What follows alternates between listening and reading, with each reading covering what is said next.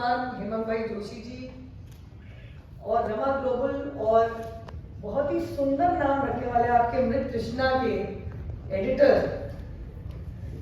आपके प्रिंस तिवारी जी और दिव्य अग्रवाल जी, सामने हमारे बड़े हैं, इनसे हमारे को सीखने को ही है, मीना जी, आपके जितने लोगों को यहाँ पर पुरस्कार मिला है, आपको और आपकी जूरी मेंबर्स को भी आपको मेरा सादर प्रणाम और बहुत धन्यवाद कि आपने मुझे याद किया और आज बुलाया इस कार्यक्रम में।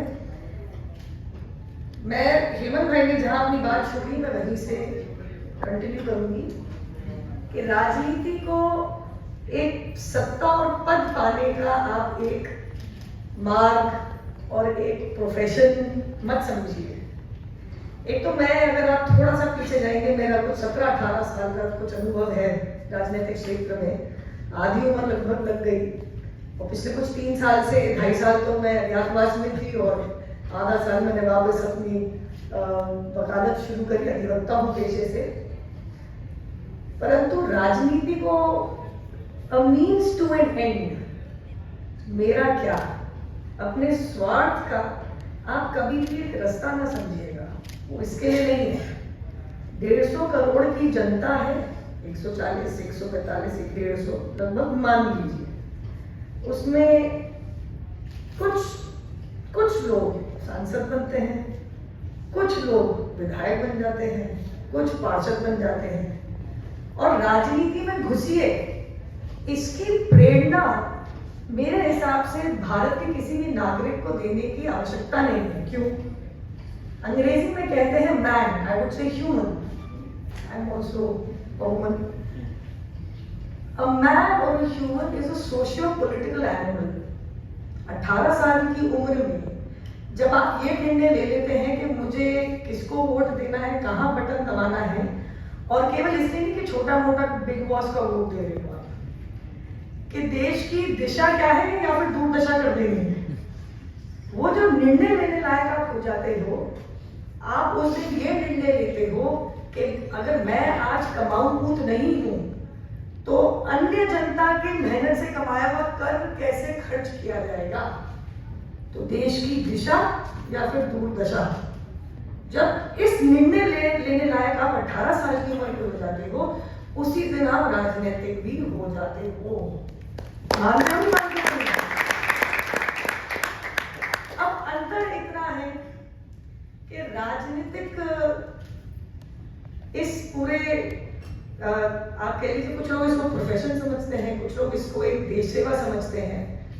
राजनीति करने के लिए या फिर एक्टिवली लोगों की आवाज बन के आप एमसीडी के काउंसलर टाउन हाउस में बोलो तो, आप विधान सभा में बोलो तो, या आप संसद के अंदर बोलो तो, वो आवाज बनने के लिए साहस, बहुत कुछ सहन करने के लिए बड़ा पेट और शायद एक ऑल कॉम्प्रोमाइजिंग सैक्रिफाइसिंग एबिलिटी होनी ही चाहिए। क्यों कह रही हूं? पारिवारिक जन को छोड़ दो, डायनेस्टीज को छोड़ दो, और आज घर बैठ के अगर आप भारत का इतिहास या विश्व में किसी भी अच्छे बड़े देश का जो अच्छा कर रहा है कुछ अपने लिए, we are the 4th largest economy now, हम बहुत अच्छा कर रहे हैं अपने लिए, सब चिड़े पड़े हैं। ऑपरेशन सिंदूर की बात हुई, घर में घुस के मारा, भूचाल ला भी आ सकती है, आए जा रहे हैं, और उसमें देश की जनता जिसने निर्णय लिया कि इस देश की सरकार के पद पे प्रधान सेवक कौन बन के रहेगा, सबसे पहला श्रेय तो मैं कहूंगी उनका है कि उन्होंने ऐसी साहसी सरकार बनाई। उससे बड़ा श्रेय जाता है हमारी वो आर्म्ड फोर्सेस का, डिफेंस पर्सनल का, जो जिस दिन ये आर्म्ड फोर्सेस ज्वाइन करते हैं उस दिन वो एक नोट पे साइन कर देते हैं कि सरहद की लड़ाई में या तो मां जिंदा बचूंगा या मेरी खबर आएगी। ये उसी दिन निर्णय हो जाता है। उसी तरीके से जिस दिन आप वोट डालते हैं उस दिन निर्णय हो जाता है कि देश की सरकार आपकी भलाई करेगी या फिर बंटाधार कर देगी। तो वो प्रधान सेवक, और उनके लिए मुझे याद है क्योंकि हम तो दिल्ली में रहते हैं, जब न्यूज में आया कि इंडिया गेट खाली कर रहे हैं, मैं उस बस क्या बताऊं, it was a mayor coincidence में इंडिया गेट पे ही थी, मैं कहीं से लौट रही थी काम से, तो वहां पे जब बोला जा रहा था कि नहीं कुछ, अब वो तो आशंका है हमारी सरकार को कि कुछ हमारी पर्सनल को कुछ होने वाला है या हो सकता है, तो सतर्क रहिए, सावधान रहिए। परंतु मुझे बता दो, एक ऐसा भारतीय नागरिक जो ऑपरेशन सिंदूर और भारतीय सरकार और आदरणीय नरेंद्र मोदी जी के पक्ष में नहीं था कि हाँ हम साथ में हैं, एक मुझे भारतीय नागरिक दिखवा दो उस दिन जो कह रहा था कि नहीं ये निर्णय गलत है। कोई ये कह सकता है? कोई भी था? मैंने पहली बार देखा कि आपकी राजनीतिक विचारधारा को साइड में रख के सब एकत्रित हो गए थे कि बहुत हो गया, निर्दोषों की जान नहीं जानी चाहिए। तो वो निर्णय आपके पक्ष में लिया, आपके विचार में लिया। भैया कोई और गया पहलगाम में, हम में से भी तो कोई जा सकता था, किसको क्या पता, कोई और भी तो हो सकता था, कोई परिंदा तो आया नहीं बताने कैसा हो सकता है। परंतु हम इस चीज को बस मुंह बंद कर लें और डर के बैठ जाएं और ये होने दे कि आज शुरू है तो कल भी हो और परसों भी हो जाए और किसी के साथ भी हो जाए, नहीं ये नहीं चलेगा। तो आपकी आवाज जब आप 18 साल की उम्र से जब आप मतदान करें, ज्यादातर आप छोटे ही हो और शायद जब से आपने मतदान देना शुरू किया है भारतीय जनता पार्टी को ही, नरेंद्र मोदी जी को ही दिया होगा, है कि नहीं? तो आप कह सकते हो कि आप राजनीतिक नहीं हो। उस दिन से आपने देश की दिशा का चयन कर लिया, आपने तय कर लिया कि देश की दिशा एक मुख्य दर्शक है या अन्याय नहीं सहेगी, ऐसी सरकार, ऐसी राजनीति है। तो मैं ये कहना चाहूंगी कि आप जिस दिन से भारत के भविष्य का निर्णय लेने लायक हो जाते हैं, मतलब कि you have a right to franchise and right to vote, उस दिन से आप राजनीतिक हो जाते हैं। और दूसरा, मैं बहुत दिन से मेरे पास इतना एक्सपीरियंस है नहीं और टेक्निकल नो हाउ तो मेरी बिल्कुल ही, मतलब कॉमर्स पढ़ के, इकोनॉमिक्स पढ़ के, लॉ पढ़ के, राजनीति एक खिचड़ी सा है। परंतु मैं बहुत तरीके के लोगों से और बहुत एक्सपर्ट से मिलती हूँ। एक चीज मुझे खाई जा रही है, और ये जो 30 अंडर 30 ये जो young innovators in policy and politics है, जिस दिन आपने ये निर्णय ले लिया कि देश के लिए मुझे आज इसको वोट करना, छुट्टी नहीं है जी, पहले मतदान बाद में जलपान, हमेशा याद रखना। Not everybody wants to be in active politics. सब सड़क की धूल और फटी चप्पलों के साथ मेहनत नहीं कर सकते, बहुत मेहनत का काम है, ये मान के चलिए, बहुत मेहनत का, पूरा जीवन लग जाता है। मोदी जी जैसे और अमित शाह जी जैसे लोगों को, अरुण जेटली जी जैसे लोगों को, सुषमा स्वराज जी जैसे लोगों को, राजनाथ सिंह जी जैसे लोगों को, ये पारिवारिक नहीं था, ये खुद स्वयं की मेहनत से मिला है। कोई टीचर बनना चाह रहा है, कोई टेकी बनना चाह रहा है, कोई डॉक्टर बनना चाह रहा है, वो भी सेवा है, ढंग से कीजिए। आपने वोट दे दिया, वो आप उस दिन आपकी राजनीति होगी। परंतु यहाँ पे एक इनोवेटर्स इन पॉलिसी लिखा है। हम अपने आप को विश्व गुरु कहते हैं और हम हैं भी, आने वाला समय आपको और दर्शाएगा। एक चीज जिसमें हमारी कमी है, और एक बहुत ही बड़े एक्सपर्ट के साथ कुछ महापूर्व में मैं बैठी थी और इसके बाद मैं अपनी बात, it's just question I am going to leave between you, so because आप लोग हमारे देश का भविष्य है। अभी हिमांशु भाई और मैं हंस रहे थे कि पीछे लिखा है नेक्स्ट अराइविंग सून 40 अंडर 40। मैंने कहा चलो भाई साहब हम दोनों को तो यहाँ पे भी होने वाली उम्र थोड़ी सी कट गई।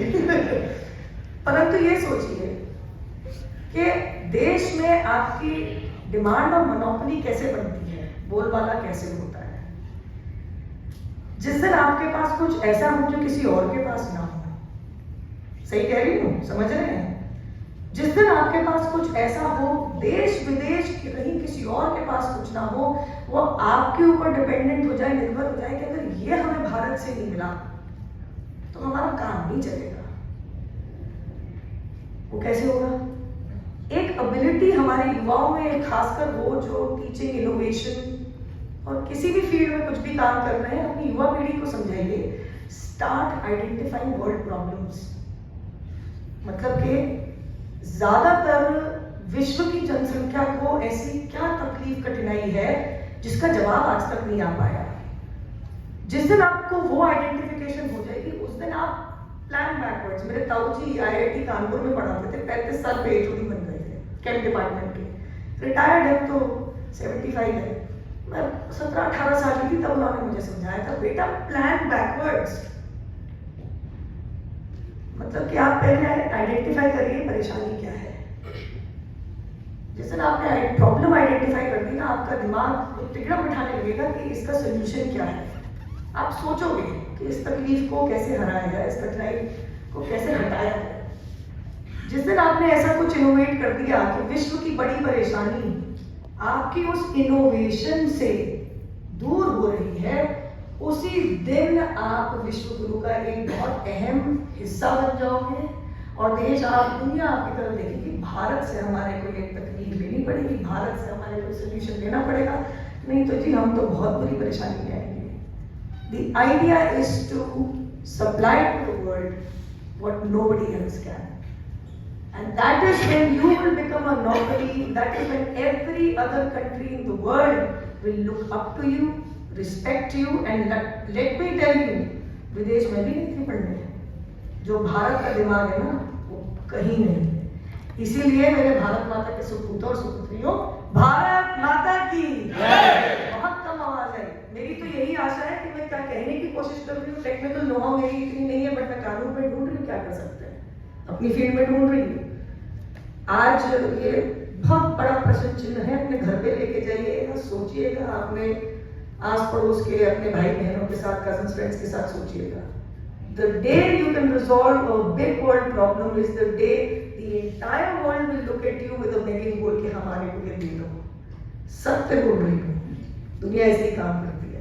इसीलिए भारत माता की जय, अपना दिमाग लगाना है, भारत माता की जय, भारत माता की जय, वंदे वंदे। जाने से पहले 40 के अंडर कैसे आते हैं मुझे रिमाल भाई को अगर किसी बार तकनीक हो तो जरूर बताएं।